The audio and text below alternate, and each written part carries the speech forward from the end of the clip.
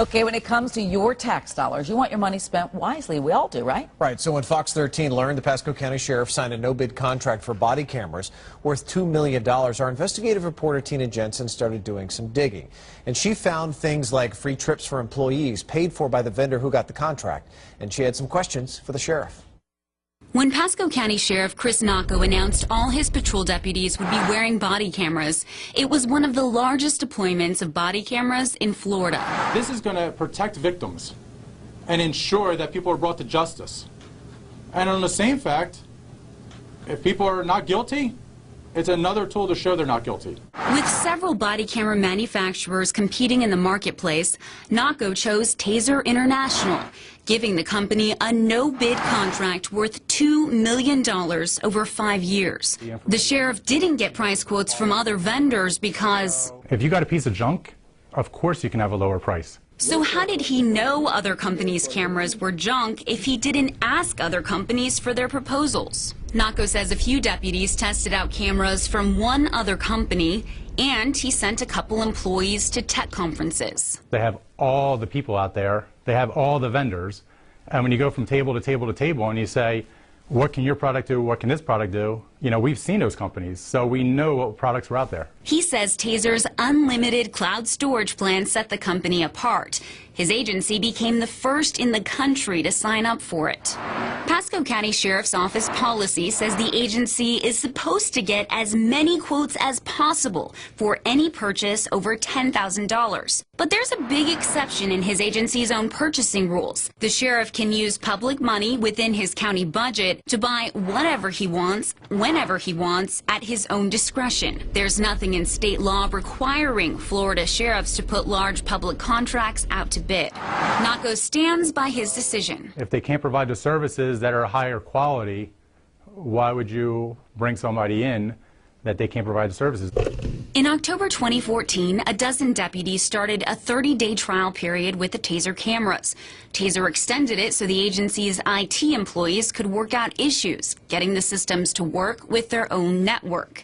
Meanwhile, two Pasco Sheriff's employees flew out to Phoenix for a technology conference at Taser's headquarters on Taser's dime. It was a tech summit, and so at no time did I ever hear them pitch their product. Major Mel Eakley, the man the sheriff put in charge of the body camera project, got his deputy chief's permission to go, along with the IT director, noting there was no commitment to buy and no cost for the agency. Eakley tells Fox 13 the fact that Taser paid all expenses, including round-trip airfare, lodging at a 4.5-star golf resort and spa, meals and receptions, didn't buy any influence in Pasco's contract with Taser. So I never once, when I was there, ever heard from anybody during any presentation to try to purchase. I never saw. They never showed me anything. The attorney for the sheriff's office worked out the details of the Taser contract while the two employees were at the resort. Before the sheriff signed the contract, emails show the major asked Taser to be one of the sponsors of the sheriff's February 2015 charity shootout. Taser donated $2,000, the top level of sponsorship. In a phone interview, Taser's VP of Global Sales told Fox 13 the company supports all kinds of charitable efforts for law enforcement. Nacco, an elected official, says there's nothing wrong with it. If you look at across any government agency that puts on charity events, there's contractors that provide money. If you look across private groups, there's contractors that give money. That's the nature of charity.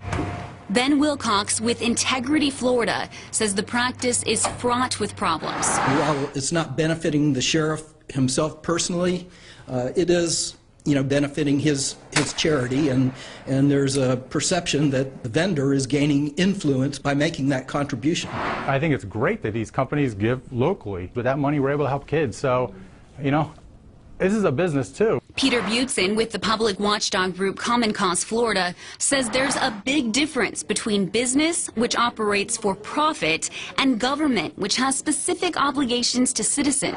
Taxpayers want to be assured that their expenditure of public funds is serving an efficient public purpose. And if those decisions are made behind closed doors, if they are made out of the public view, if they are made in a conflict of interest, whether a real or apparent conflict of interest, the public has a right to be concerned. A few days before Thanksgiving, and with 3 weeks left on the agency's extended trial period, Taser landed the Pasco County Sheriff's Office contract.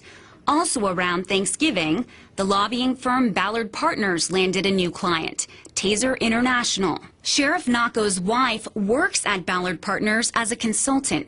She did not respond to interview requests. In a phone interview, Brian Ballard told Fox 13 that Taser hired his firm to represent them in the 2015 legislative session.